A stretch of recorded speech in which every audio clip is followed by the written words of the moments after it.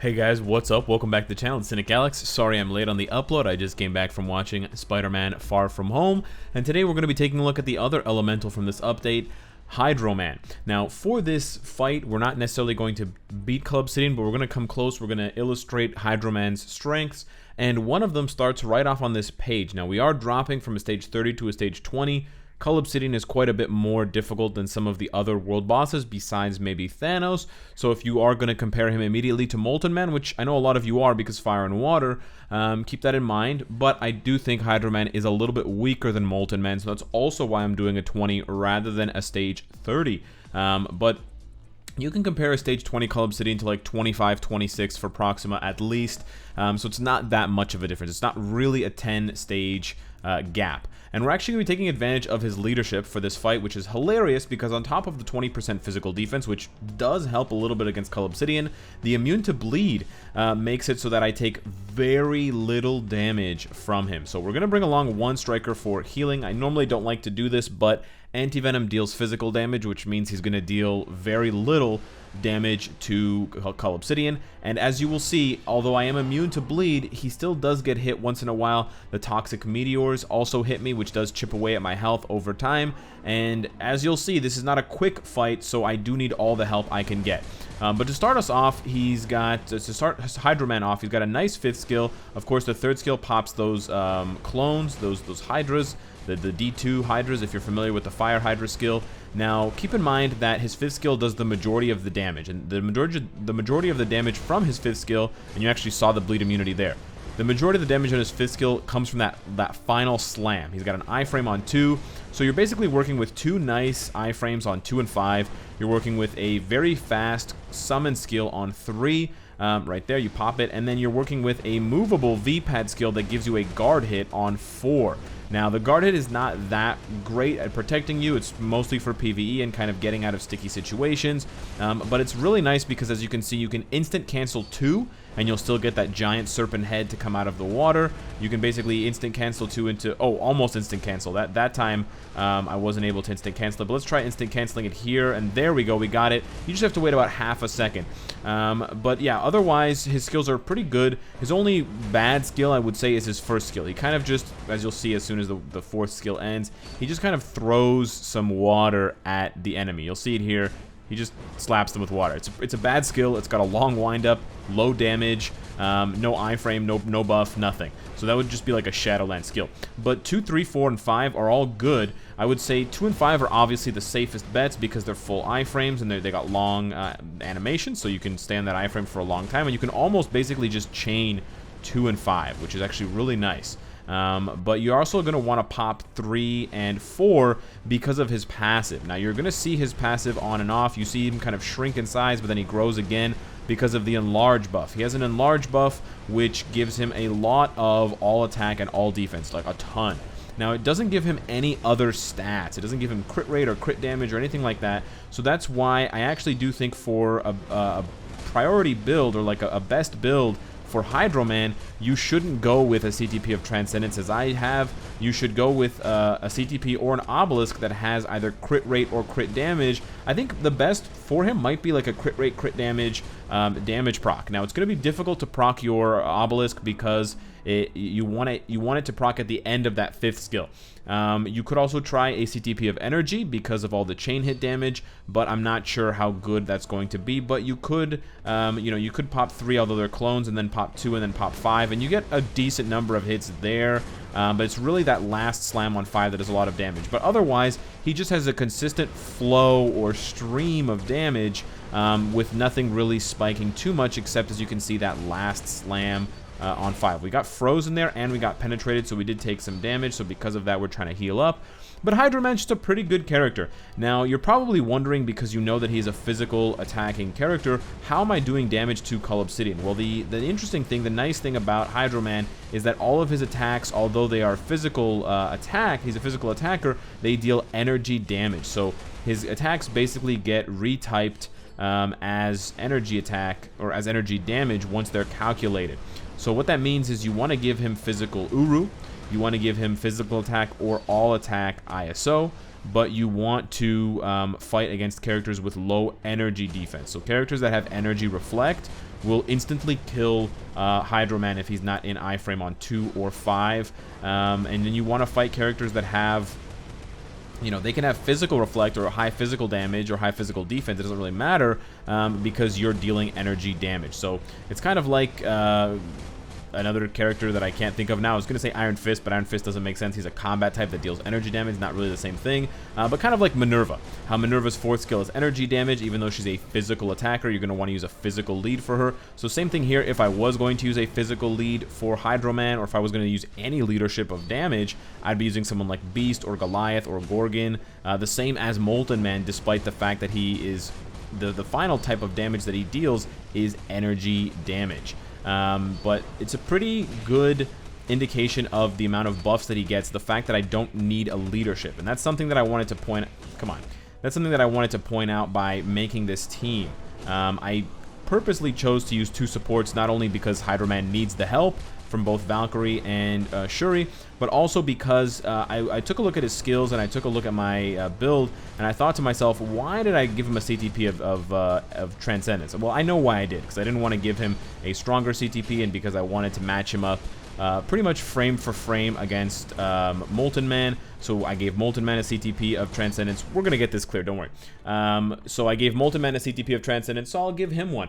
But let me explain why I made a mistake, and we'll take a look here at his stats. So if you look at Hydro Man's stats, they're not very impressive. 21,600 physical attack with my cards, and the 4-star Uru is not really blowing anyone out of the water. However, that is with a 28% all-attack bonus from my CTP of Transcendence. Now, that means that just like Molten Man, he has a low base physical attack. He has a low base attack stat to probably compensate for the fact that he's, you know, not supposed to be like a super S tier character, and also to compensate for the fact that he has clones. But there's more to it. Whereas Molten Man gets like 1 or 2 buffs, if you take a look at Hydro Man, he gets way more buffs. So on his 5th skill, he gets a 25% physical attack buff for 7 seconds, and you can have that up every 7 seconds. So you have a constant 25% physical attack boost. On top of that, he has another boost on his 4-star passive Torrent, which will give him an extra 7 attack and 7 defense percentage, stacking up 5 times. So what that means is you get an additional, once you get up to 3 skill uses, or actually 5 uses of a skill, of any different skill, you will get a 35% all attack and 35% all defense bonus. On top of that, once you use enough skills, after you use 3 skills, you will get an additional buff that increases your character size by 20%, and that's why Hydro Man gets bigger. And then he also gets a 40% all attack and all defense buff. So those 2 stacking together gives him a 75% all attack, all defense buff. On top of that, when he activates the enlarge buff that grows his character size, he gets skill damage, he gets bonus damage, and he gets super armor. He gets super armor and all defense. So all these crazy buffs associated with just going through his skills. Now, the reason why I chose a CTP of Transcendence is because I don't have to worry about a proc, but I would imagine that a proc would be better because you're gonna get a ton of all attack buffs anyways, and physical attack buffs anyways. We're talking over 100%. We're talking 75 from the 4-star passive Torrent, and then another 25% from the leadership, from Vicious Tide, his 5th skill. So you're literally 100%. So you don't really need that CTP of Transcendence because he's still going to get a ton anyways, and then you could benefit from a proc. And the thing is, CTP of Transcendence doesn't really have any other stat boosts in terms of crit rate or crit damage, so he is missing those, and you can see even with my 5-star crit and crit damage Uru that I gave him, he's only at 42% and 159. So I imagine he'll hit a lot harder midway through the fight, like let's say a minute into the fight when he's built up all of those buffs, all of those torrent buffs, and you've given him crit rate and crit damage on an Obelisk, ISO 8 set, and Uru. That would be, I think, the ideal build for Hydro Man. But you could build him defensively. You could build him for something like Alliance Conquest. I don't think he's going to be magnificent for PvP in general because he only has 2 iframes, and he needs a lot of time to build up all of this damage, which you don't really have a lot of time in PvP. You kind of got to strike first and strike hard. And then on top of that, he doesn't have any good PvP qualities. He doesn't have, iframe ignore. He doesn't have ignore, dodge, natively. He doesn't have a heal. He only has 2 iframes.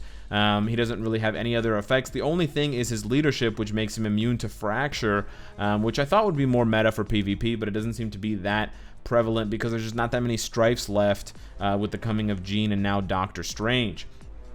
But still a really good character, a solid character. You just need to pay attention to these skills and how often you use them. So that's why I wanted to start off with some gameplay. I wanted to kind of show you the rhythm of playing with Hydro Man. You don't want to, although you can cancel his 5th skill and you can cancel his 2nd skill, you probably don't want to cancel them for at least 1 second, because you have to wait a minimum of 1 second before you trigger the next attack. Otherwise, your torrent bonus won't be applied. So it's really hard to show you in game, but basically just think about it this way. You have to build up a skill chain in order to get these buffs. But in order to do that, if you cancel it too early, too soon, the game won't recognize that you actually pressed the button, the skill button. It needs at least a minimum of 1 second in between. So you just have to pace it out. It's basically all you have to do. We're going to jump into some really quick Shadowlands so you guys can see just how dominant he is, just like his counterpart Molten Man. And what I can encourage you to do if you want to see the enlarge buff and to see those other buffs popping up is look in the top left, over here, top left hand corner. There's going to be buffs over here that are popping up next to these ones over here, and they're going to pop up as I cycle through attacks. So we just did the 2nd attack, we just did the 3rd attack, and there we go. We got the full bonus going now, and we're going to try to keep it up for the full amount of time. We're doing damage somehow to both of these guys. I'm not really sure because we're not typed as a hero, but perhaps it's because of the typing or there's some other. I think maybe he does 4% additional damage. He has the Pure Evil passive, so he is able to do 4% damage to superheroes, and I guess that's enough with all of the hits that he does. But damn, he can do a superhero stage, which is actually really cool. Hydro Man, I think, is going to be a stellar character for Shadowland. Just a really easy to play, and possibly easy to play for some early Cull Obsidian because he has that leadership with the bleed immunity, so you don't have to worry about a lot of the threats. And like, for example, here, I don't have to worry about Gamora bleeding me either, because her bleed, if you guys don't know, in Shadowland, it hits for like, 5,000 per tick. For every second, it hits 1,000, like 5,000 damage, and it bleeds you for like 3 seconds. So I would lose, 80% of my HP if she bled me, but I have bleed immunity, so it basically just renders her attacks useless, and I can just spam my skills with a little bit of a pause in between to keep these torrent buffs up. And you can see it's got 7 seconds left, 6 seconds left, and now I've refreshed it to 10 seconds. So as long as you can get 3 attacks off, it's got another 6 seconds there, but we're going to refresh it now. When we press that, there we go, back up to 10 seconds on torrent. And that's basically how it works. You just need to put enough of a pause, but if you guys see, if I just kind of scroll through the skills really fast, it might not trigger as consistently, so it's best to pause. I would say at least a second, or you can experiment with that, and it may be a little bit less than a second, but I found that, the game isn't always that accurate, so it's better to overestimate the amount of time that you need to wait rather than underestimating the amount of time that you need to wait. For those of you that want a comparison character, you're going to see a lot of similarities between Hydro Man and Magic in terms of that passive effect. I think they copied and pasted a lot of the mechanics from Magic's 4-star passive, which triggers a heal every time she uses 3 skills, the mixed magic. So that is something like that. But in the case of Magic, you can just spam them as fast as you want, and it'll count them and it'll pop the heal every 3rd skill that you use for that 10%. So with that being said, I think, just like Molten Man, Hydro Man's a solid character. I think he's a little bit worse for World Boss Ultimate because there's not as many places, there's not as many game modes or bosses, I should say, that allow you to just use pure energy damage, except for Cull Obsidian. He's going to take a huge damage debuff or negative penalty against Proxima because she has high energy defense. He's going to take another penalty against Corvus because he's not a speed type, and then he's going to take a huge penalty against, not as huge of a penalty, but he's going to take a penalty against Ebony because he's not dealing elemental damage. So it kind of limits him a little bit more than Molten Man, but I still think he's functional, usable. He's got a quasi-meta leadership, and he's definitely solid, above average for Shadowland, pretty much able to dummy a stage with very minimal effort and a very minimal build. So hit me up in the comments, let me know what you want to see next on the channel, let me know what you thought of Spider-Man Far From Home, subscribe if you enjoy the content and you want to support me, and of course, if you like what you see, I hope to see you again tomorrow. Take care.